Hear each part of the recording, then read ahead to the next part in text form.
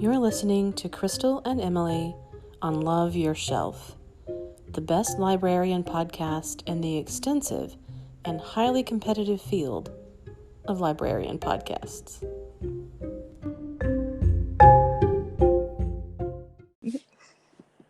Okay, so... which episode is this? How far in are we? Episode 4. All right. Of season 2. And I know.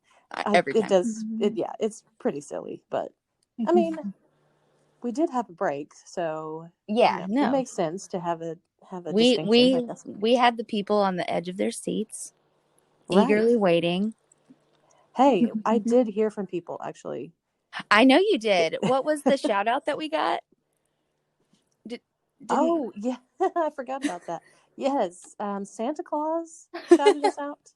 Santa himself gave us a shout out to the Chamber of Commerce. So we do appreciate that. We always appreciate the Chamber, and especially Kelly, but now we're very happy that Santa is also... Yes. We'll have to have him on as a guest sometime. Why, exactly. Yeah, next, we've only got a couple more episodes before the end of the year. And just a couple more before... Well, I guess the last Friday of the year is the day after Christmas, so we will not be recording on that day. I'll give you the day off on that one. But, so, maybe we need to get Santa Claus. That's right. After we know that he's, not busy that day, so. Exactly.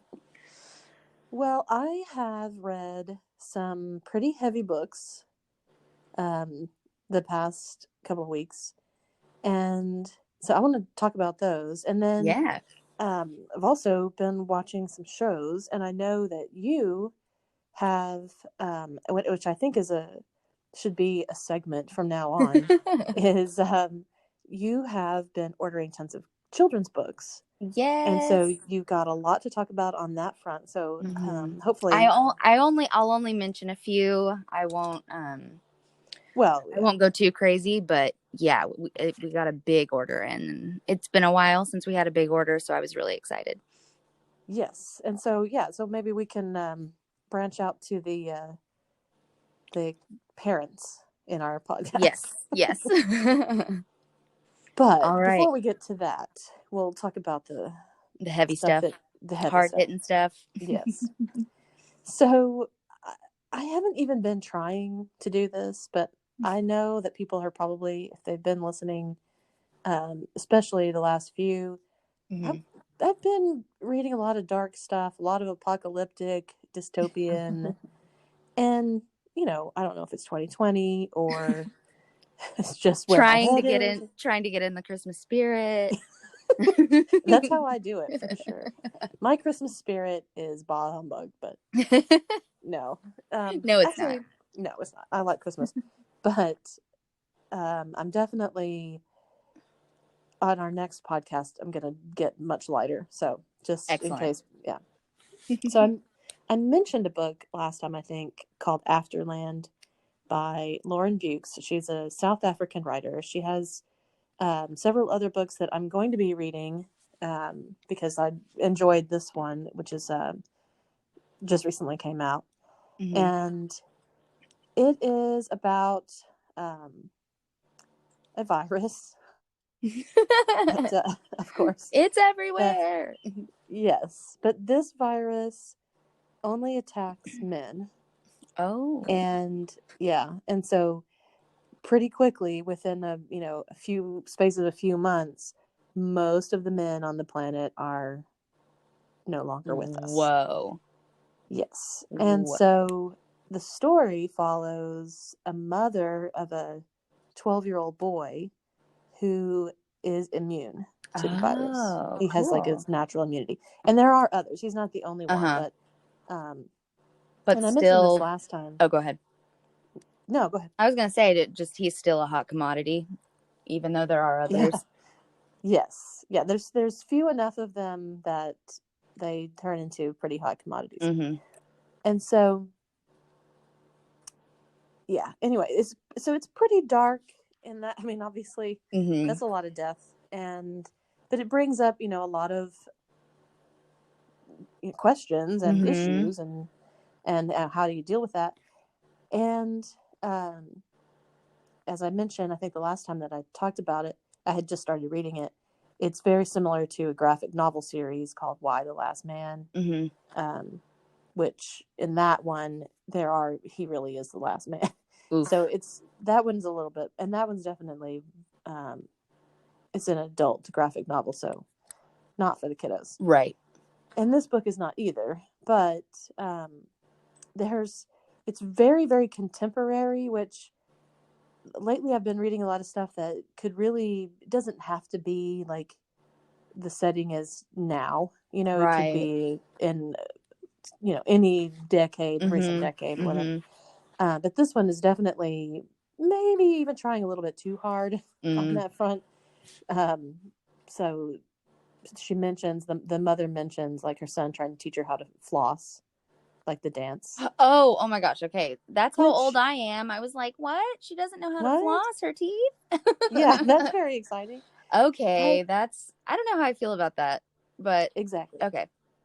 And flossing is kind of over. That's what I was going to say. A couple of years ago, even. And so I think, authors need to be a little bit careful about that. Well, and trends move so quickly today. That's exactly and it. So, next year, people really won't know what that was. So even kids. Yeah. The ones that are coming up, they're going to have something else that they're into. Yeah. So the pace of pop culture now, you really don't want to, I think, jump too much on any kind of bandwagon with that. Totally. Otherwise, very engrossing, page turner. Yeah, that sounds, because basically the mother and the son escape like a military installation where they've been taken when they find out that he's immune, and she gets away, and her own sister is the one who's chasing her, trying to get her son back. Oh, yeah. So we got family drama on top of everything else. Yeah, lots of drama. And then another book that I read recently is called The Age of Miracles by Karen Thompson Walker, and she's the author of The Dreamers, which I also read recently. Yeah. And it's another apocalyptic dystopian thing, but in this one, it's a really intriguing premise that I hadn't encountered before, and it's basically one day, the day just becomes like 20 minutes longer before the sun sets. So yeah. And then it just keeps getting longer and longer and longer. Oh, wow. And it causes problems with everything. Everything, basically. I would imagine. Oh my gosh. Yeah. Gravity. And so animals and birds are the first to sort of be affected by like an increase in gravity, which anyway, so it really causes lots of problems. And it's kind of the air of the novel is sort of like this creeping dread, because the 20 minutes at a time. Yeah. And it was and this is written several years ago, maybe 2012. So it's definitely not a response to, what we have going on now, but it very much calls that up, because it is like this kind of slow motion calamity that, so the characters are still like, they're going to soccer practice and going to school and you're trying to keep all of these things going normally, but it just kind of, everything just slowly kind of breaks down. Wow. And yeah, that's a great premise. Yes. And the tone of it is really similar to a book called The Leftovers by Tom Perrotta, and which was made into a really great series. Yes. Brilliant series. Yes. And in that book, just a certain percentage, I can't remember the percentage. I think it's like It's a small percentage, right? But yes, yeah, I don't remember quite, like 2% of the world's population, something like that. Yeah, it is. It's a small percentage of the world's population that just vanishes. Mm-hmm. And which like still gives me the chills. I watched that series several years ago, and it's just chilling. It's awful. The very first scene is like, people disappearing from the parking lot, mid push of their cart, their grocery cart. Anyway, okay. Very interesting. I definitely recommend both the book and the book and the series are very different, but cool. Both really good. Mm-hmm. And then finally, for books, I read a recent publication, Caste: The Origins of Our Discontents, by Isabel Wilkerson. And in the 90s, she was the first African American woman to win the Pulitzer Prize. And this book, I've been intending to read it, and I've been seeing a bunch of people reading it. It's one of the top books of the year. Yeah. But it's about caste, which is, in the sense of like what we think about in hierarchy in Indian culture, for example. Right. And how that is actually something that affects us in our own country and globally. Right. Universally. Yeah. And so a quote from it, which I think gives like a pretty concise introduction to the concept, is as we go about our daily lives, caste is the wordless usher in a darkened theater, flashlight cast down in the aisles, guiding us to our assigned seats for a performance. The hierarchy of caste is not about feelings or morality. It is about power, which groups have it and which do not. And she also talks about how caste is not something that you can make enough money to get out of or marry out of. It's something that's just inherent. Yes. And so it's really good. And she also 10 years ago released another book that was also very significant, called The Warmth of Other Suns. And it's the epic story of America's Great Migration. It's talking about the migration of African American people from Black people from the South, and they're moving north or west to escape the Jim Crow South. And so, like I said, very heavy, but both, beautifully written. Obviously, she's Pulitzer Prize winner. And I think that both of them should be sort of required reading. Yeah. Sounds like it. Yeah. So I will let you take over and we'll shift gears maybe a little bit. Okay. So I'm just going to mention sort of 3 of the picture books out of our new big order that just came in that I really liked. The first one, which I actually had you read, is called Our Subway Baby. And I cried. Yeah, I did too. It's like several times. Yes.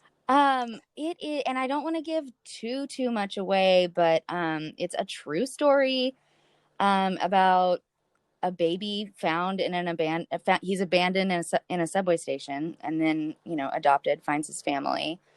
But oh my gosh, it's just it's well written and beautiful, and you feel the love just flying out of that book. It is man. Such a feel good. So I recommend that one. And then, didn't you have like a personal connection to the location? Oh yeah, no, I noticed in the background, like they show the baby where the baby is found, and in the background was the train that I would take to go home after work every day. So I was like, I would go down those stairs. So that was really nuts. Yeah. And then a new Christmas book called 5 More Sleeps Till Christmas. It's by Jimmy Fallon, who I adore just in general. But it's just it's another cute sort of, just a Christmas book to add to your list. So I recommend that one for sure. And I just think that's a sweet way to count down, like how many more sleeps until something. I have to say, I probably think that same way. I know. I was like, I think that's true. How many times will I go to sleep before this happens? And then one of my favorite children's book authors is Jan Brett, and she has a new one called Cozy. And it's about animals, and it's cozy, and her stories are just so sweet, and her illustrations are really what do it for me. She always has sort of like an outside story going on in around the main story. The illustrations tell sort of another story that's going on in the background. So that's always fun. Like, I always had fun as a kid, sort of, talking to my mom about, ooh, what's the little hedgehog doing? He's on a mission, and we're just following it picture by picture. Yeah, that's so important for people to do with their kids, to engage them into thinking, not just reading the words and not just looking at the pictures, but to sort of question and to come up with their own interpretations of what's going on. Yes. And that's why, illustrations are truly, I would say, probably half of what catch my attention when I'm reading a new children's book. And that's sort of, it's very telling. And I think that's something that has just really, maybe since I was a kid, because there were a lot of children's books when I was a kid that they weren't really focused on the illustrations. Right. Or they were, sort of after the fact. Yeah. Whereas now I think it's different. Did you read Ferdinand, about the little bull? Yes. Okay. Yeah. Like, I picked that one up recently, and, it's basically black and white images, and, it's a great book. It doesn't take anything away from me, but I feel like if that book were made today, I think the illustrations would be very different. Yeah, I think it's just it's a different style now, and yeah, absolutely. I have definitely noticed that, or at least for me in particular, I thought when I started seeing more children's books, when I started working in a library, I was like, we didn't even have children's books when I was a kid. Not in the way that they do now. For one thing, there's just a proliferation of them. Oh my gosh, it's almost overwhelming. I enjoy it, but I truly have to work to keep up. Yeah, just to stay on top of like, and to, it's also hard to tell. You have a big job of trying to determine, what's going to interest kids and what do you need to get. And like, what, the kids of Nacogdoches like. And I'm still learning for sure. Oh yeah, that's a lifelong learning kind of thing. True. You don't think you finish that part. It's very true. So yeah, those are 3 that just sort of caught my attention. There are some other really good ones. So yeah, we should have those all sort of set up at the top of the shelves, where the easy readers are. So yeah, definitely keep an eye out for those. Yes. Well, I have I've been watching some shows, and I think there's a couple of these that I've mentioned, but I want to follow up. Yes, because they have been really good. And the first one is How To with John Wilson, and I have mentioned it. Yeah, and the last episode just came out, I think, last week. Okay. And that episode was called How to Make Risotto. And I can honestly say I've never seen a documentary done in the same way that it's really unique and clever. Cool. I have it on my list, and I really need to go in and watch it. I recommend it for anybody, especially, people who do watch a lot of documentaries, because it kind of plays with that, like starting out, basically he starts out telling you how to make risotto, or trying to learn. In this case, he's trying to figure it out, because he has this landlady who is elderly, and she lives downstairs, and she does his laundry and cooks for him, and he goes and like watches like Wheel of Fortune or something with her, or some game show like that. And it's just super sweet. And so he decides that he's gonna teach her how to make risotto. And I'm not going to go into super detail, but just to give you an idea of how it breaks down. I love that. He goes to the store and he's like, and I get to the store and there's something going on. And it's at this time when COVID hit. And so he goes to the store to buy the stuff to make risotto, but he can't because all the stores are cleared out. Oh my God. And so the documentary becomes about New York dealing with COVID. Oh my gosh, yeah. And anyway, so it's just the way that it's almost seamless, and he's winking at you while he's doing it. Yeah. It's not like, oh, I'm tricked, or I really thought this was going to be about risotto cooking. Right. But it's really, really interesting, and he does that in each one. And so it starts off, about something that seems to be one thing, usually something pretty benign, and then it turns into a commentary on something else. Oh, I like that. Especially, sometimes you need to ease into, again, the hard-hitting stuff. And so I kind of like that. Like, yeah, risotto. Haha, gotcha. Yeah, it's very touching. And cool.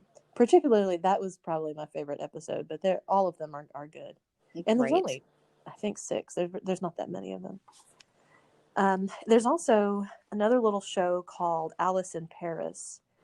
Oh, yeah. I haven't watched it yet, but yeah, I saw, I watched the first episode of it and I didn't get it. I did not know what she was trying to do. Okay. But it's a young woman. She lives in Paris, or she's just moved to Paris. And but what it is after I caught on, I was really slow catching on this one, but it's a cooking show. It's a food show. Okay. But it's another clever interpretation of that. So it's like she's doing this little documentary style. The episodes are really short, where she's talking about moving to Paris, and so she's sending messages to her mom, and she sends one from the restaurant, and then it's actual restaurants and stuff that she's visiting and places that she's visiting, but she does it all through this pretend lens of her adventures of moving to Paris. Neat. And so so it grew on me. At first I had no idea. It was kind of annoying. I have to be honest. Okay. But then after that, you kind of catch on.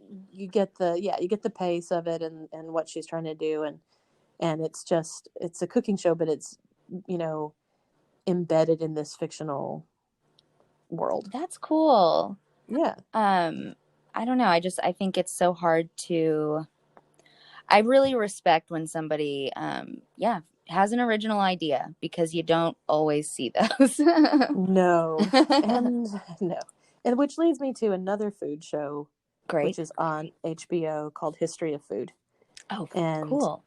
It's a series that's kind of the opposite of that other one. It's basically one episode is about the invention of food, which is not obviously food, but it goes back to prehistoric times and how fire impacts our diet and the way that we evolved even because that cooking food changed the way early humans evolved and down to the size of their jaws and all kinds of stuff. And then one episode is on fermentation and how that has impacted, and one's on industry, which obviously, has seriously impacted our diet and all that kind of stuff. So it's a little more dry. Right. But that's really, that's really interesting. Yeah. It's very good. It's definitely worthwhile, especially I think, it's good family viewing, get the kids, let's look at how we where does all of this stuff come from. In fact, I just saw a friend of mine posted on Facebook, shout out to Nancy, that her kids were doing a chemistry assignment for high school, I think, and that they were assigned to like look in their kitchen and find, chemicals that their food is made of. And they were like, Mom, all of our food in here is actual food. There's no like prepackaged stuff. And so she was, boasting, which I think she should. I was about to say, that's impressive. Yeah. Which I try to do that, Same, but I don't. But no, yeah. I know. So sometimes it's just easier to grab something. But yep. Anyway, so yeah, I definitely, I think people will appreciate that. Also, there's a new season and it just started. I think there's only 2 episodes, which I have to say I'm not a fan of it. I like to binge stuff. Yes. So when something comes out and they're just doing it by, which HBO is still doing. Yes, so but sorry, I have been reprogrammed to binge. Yes, and so, which at first, when that became a thing, I hated it. Me too. Because it was like, well, I watched all of this in a weekend, and now I'm not going to be able to watch it again for another 2 years. No. And now I'll watch it in a weekend, and then I'm like, I'm hungry for more. What else is out there? Yes. Yeah, we've definitely had our brain chemistry altered or whatever. But so there's a season 2 of His Dark Materials, which is based on the book series. And at first, when I started the first season, I didn't think I was going to like it. I don't know if you've watched or read that. I have not. I started watching season 1, and I think I was watching something else, and I kind of fell off of it, but I always sort of hover over it when I pass it on HBO. So obviously I trust your opinion, so I will definitely revisit. Well, it drew me in for sure, and then I've been looking forward to the second season. But the one thing that I really thought was kind of, I don't know, off-putting to me was that each person in this like alternative universe has a demon, which like Daemon, right, which is an animal, sort of, that is part of them, and they talk to it, but it's an animal, and they can sometimes shapeshift. And is it like, I mean, yeah, you said it's sort of like a part of their spirit kind of thing? They don't really know how to describe it. Okay. Except that it's something that they're born with, or they get, I guess. It like manifests itself. I don't know. What would yours be? There's a lot Have you thought about that? I have, and the show made me really actually think about that, like, because the characters don't just have like cats or dogs. Yeah. Or, they've got like weasels and snakes and. Well, and is it was there baboons or something? Was there somebody who had like a leopard or something? Yeah, there's all kinds of. Okay, because I thought that was pretty cool. Yeah, and so I don't know. I don't know what mine would be. Probably a turtle or something like that. Oh my God. I'd have to be like. It'd have to catch up to me all the time. Or something. Be like, I'm coming. Oh, here comes Crystal and her demon, taking another hour to get over here. It's like reading a book as it walks. Yeah, distracting. Oh my gosh. Anyway, cool. But, yeah, it's a good show. And the dude from Hamilton is a character in it, and he's Lin-Manuel Miranda. And there's kids who are sort of at the center of it, and they're both really good. So I recommend that. Cool. And then I also started a very different show, The Flight Attendant. Yes. Which is on HBO. Yes.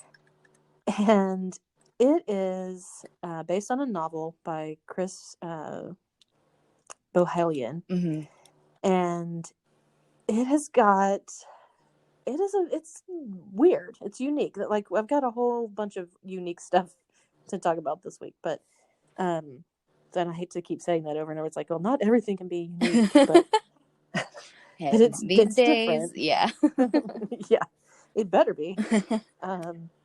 It's like God, the introduction, or like the intro title sequence is really, I don't know, impactful. And it's sort of like this groovy 60s jazzy vibe. Okay. And it's sort of modeled on, and I had to look up his name, but Saul Bass, who like revolutionized movie title sequences in the 50s and 60s.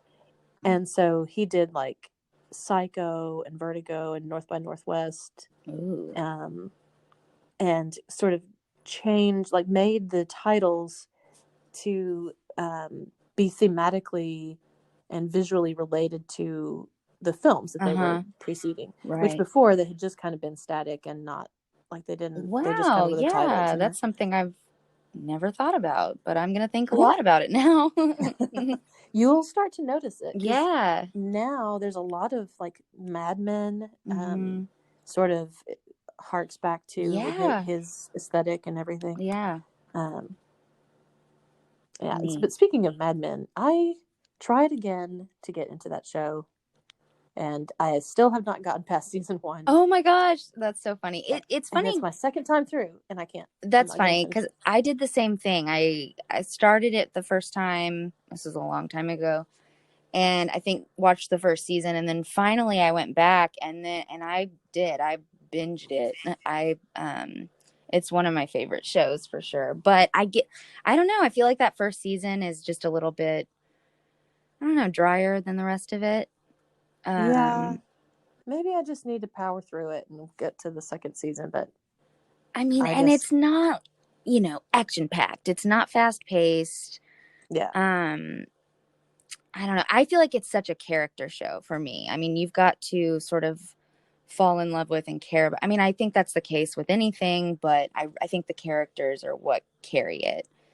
It's not necessarily the story to me. So, yeah, I thought that some of the I don't know, some of the characters a little over the top. Definitely. Yes. And I don't think that they necessarily need to be, because we know that they were hard living, hard drinking, smoking. Oh my gosh. That it was just a different lifestyle. We got that, but they kind of beat you over the head with it a little bit. It's excessive, to say the least. Yeah. So anyway, but that's a digression. Anyway, no, that's all very cool. And then lastly, there's a 4-episode series, true crime, Murder at Middle Beach. Oh my gosh. Okay. I was gonna mention this later, but I haven't had internet for a while now. So that's one that I can't wait to have internet again so I can watch. Well, it's worth watching. Okay. Sure. Okay. I don't know what I think about it. Okay. Once it's over, but it's about the murder of Barbara Hamburg in Connecticut, and the documentary is filmed by her son, right, who was a teenager when she was killed, and the crime was unsolved. So he starts, like, I want to say like 3 years after her murder, he starts doing a school project. Oh. And so he's just kind of going around and talking to his family and getting, what their memories of it are. And then it turns into, like, over several years, it grows into this full-blown production with producers, and he's interviewing his sister and his aunts and his father, and like asks them if they had anything to do with their death. He's not, it kind of seemed like he was like, I'm not messing around anymore. This is And so it was engrossing. Okay. Sure. Yeah. I'll have to get on it. I want to sort of wrap up my discussion with, since we're kind of at the end of the year, and I've been like looking back over the stuff that's come out this year, because it's all been COVID tinged, Right. And so I've been watching more stuff, than I probably normally would because our schedules are vastly different than what they used to be. Definitely. But I want to talk about something that I think is overrated and then something I think is underrated. So, yay. Overrated is, and I'm probably going to get backlash about this because everybody that I've seen has loved The Queen's Gambit on Netflix. People are going real crazy for it. I thought it was great. I thought it was great. I thought it was okay, but it was kind of a snooze fest for me. Like I liked, I liked the history of food. Mm-hmm. Okay, so right. I don't need it to be action packed, but I didn't get into it. Yeah, so I was honestly kind of surprised at how engrossing it was for me. I don't know. When I was a kid, my dad tried to teach me how to play chess several times, and I honestly couldn't sit still long enough to learn it. So I'm not, really a chess fan per se. Nothing against it, but anyway, I was kind of surprised at how much I liked it. Was it my favorite show of the year? Probably not, but I enjoyed it. Well, I won't be mad at you. Okay, good. But no, I watched the whole thing. Sorry guys. Yeah, that's all right. I do really, I think I might have mentioned this before. That actress, I don't really know where she came from, but she's in the new Emma as well, the movie of Emma. And I think she's really great. She just sort of popped up and she's fantastic. Just really talented. Yes, absolutely. She's really good. It was just for me, I just thought that the story wasn't that interesting. But an underrated show, and I have talked about this one before, is Search Party. Oh my gosh, yes. And there's 3 seasons of it, and I guess the first 2 seasons were on like TBS or something. I hadn't even heard of it until a few months ago. And then HBO Max got it, and so I came across it there, and then they did a 3rd season there. And it is it's maybe from Arrested Development. Yep. And she is really, really good. Yep. And it's really ambiguous and over the top and just wild, but I enjoyed it. So I need to go back and watch the 3rd season. So I didn't even realize there had been a new season out. So that is a good reminder. Thank you. Yes. Yeah, definitely watch it. And it kind of turns things on their ear. So okay. So I've sort of dominated the conversation. No, that's okay. And again, I only have a few things because my internet has been out and I'm super bitter. It's fine. It happened to be the same week that my fiance is taking his finals from home. So it's been a roller coaster. You don't even have him to talk to and hang out with. Exactly. I've just been, I went to my parents and looked at their DVD collection and I got some from the library, but, so the first one, I brought this one up a few weeks ago, but I finally finished it. Season 3 of Killing Eve. Oh my gosh, it's so good. And I don't know if I even, talked about what it's about last time. It's kind of a classic cat and mouse story, but it has kind of a lot of its own twists on that story. It's twisty, yeah. Yeah, twisty for sure. A cop, I'll just say she's a cop for now, it gets complicated, is trying to find Villanelle, who is an assassin with a mind of her own, to say the least. And I don't know, just this season, I absolutely love the direction that they're taking Villanelle's character. And they end the season in such a way that I cannot wait to see what happens next. And they've done that at the end of every single season. I'm almost through the 2nd season. Okay, cool. But I haven't started it yet. Yeah. I was just so... Honestly, at the beginning of season 3, it took me a second to kind of jump on I stayed with it, but by the end, I was really enthusiastic. So, well, that's good to know. Yeah. Because it does have a lot, like you said, it's twisty, and it. Oh my gosh, so many ups and things change a lot. downs. Yeah. Who's a good guy? Who's a bad guy? Who's your friend? Who's not? It's just. It's probably one of my favorites in the last couple of years.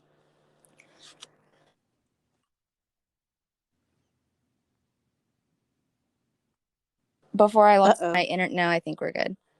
Sorry about that. Before I lost my internet, I was able to watch on Netflix holiday movies that made us. They did just movies that made us, and it was I watched that. Yes, Home Alone, Dirty Dancing. I can't remember. Anyway, holiday movies that made us are just 2 episodes on Netflix. The first one is about Elf, and the second one is about The Nightmare Before Christmas. The Nightmare Before Christmas episode was my favorite. It was really good. I mean, I was truly engrossed in the story of how this movie was made. Just there's one particular, the woman who, the screenwriter, she originally was not asked. She wrote Edward Scissorhands, I think. Yes, yes. She wrote that, and so she just sort of expected that she would be asked to write this movie, and she was not. Tim Burton went to a man, and this guy who, I don't know, wasn't very reliable or something. And I think, it's very clear that she is a woman working in a man's industry, especially at that point. You can hear it all in her voice. But so anyway, that guy is not reliable, and so they end up approaching her, and there's so much more. It's really good. Yeah. So yeah, and the elf episode was really good too. I mean, it's just it was just kind of a bunch of nobodies that came together and made this really silly, classic holiday movie. So yeah, I watched that episode, and it was like before. Now we think like Will Ferrell and some of these people were, that they're uber famous, but this was kind of before they had that cachet. Yes. Anyway, yeah, I want them to make episodes for all the movies. Exactly. I like stuff like that I too. do too. Yeah. Behind the scenes kind of stuff. Anyway, but since I, haven't had internet, I've been revisiting some DVDs that I have. So one movie that and I don't know if I've talked about this before. Have I talked about Charade before? Okay. Charade is one of my favorite movies of all time ever. Audrey Hepburn, Cary Grant, so right away it's a winner. Yeah. It's such a fun movie. Audrey Hepburn's husband, well, not her husband, but her character's husband is killed while he's away on a trip, and she discovered that he's sort of leading another secret life involving stolen money from the United States government, and she's told that she has the money, but she's like, I don't have it. I don't know what you're talking about. So people are after her. It's funny and quick-witted and a little creepy at times. This movie has everything. If you haven't seen it, watch it immediately. And then I've also been going back and watching Modern Family. I'm sure we've all seen it. We know it's funny. But it's just such a great show for laughs. If you're trying to laugh and forget your troubles, it's a great show to watch. Yes. So I saw we just ordered a bunch of DVDs for the library. I requested them. Episodes. So y'all can check them out after me. Because it's not streaming anywhere. I was really upset, and I was like, I'm not going to buy the season for $30 on Amazon Prime. I was tempted, but I didn't. But I was like, oh yeah, I work at the library. I can request this. So yes. So basically you're saying you're welcome. Everyone. Yeah, no, it is like I was thinking about that it's one of those shows that I guess I wasn't like on the bandwagon right away. I wasn't really watching TV when it first came out. Mm-hmm. And then, but when I would catch like, because they show reruns or whatever on network television, Mm-hmm. and it's just consistently hilarious. It is. It really is. And and in fact, I was comparing that to, because I was thinking about The Big Bang Theory, mm-hmm. because in The Flight Attendant, the main character is Kaylee Cuoco, mm-hmm. who I thought she was kind of like the worst character in The Big Bang Theory. Right. But I was thinking about that show and how it kind of, and this is just my impression of it, like it just kind of went downhill. I thought it was hilarious when it started, but I think it overstayed its welcome. Yeah, I never kept up with it, but yeah, that's kind of the sense that I got. I'm with you. But Modern Family just stayed on their game the whole time. And of course, if I were to dig deep, I have, some problems with like some things they did with certain characters, things like that. But with a show like this, I'm willing to overlook it because I'm just here for the laughs. Yeah. So that's what I have for now. Well, I think our next episode, we're going to focus on movies, because I don't know about for everybody else, but it seems like it, because it is such a, I don't know, it seems pervasive that everybody like gets together with their family for the holidays and watches movies. And there's, the ones that are become traditions and you have to watch every year. Right. So our next episode is going to focus on that. Yes. So get ready. And maybe a few other ones too, but yeah, focusing on the holidays. That's right. So we'll say bye for now. Yeah. And that's the wrap on episode 4. Yeah. Bye for now, guys. Bye.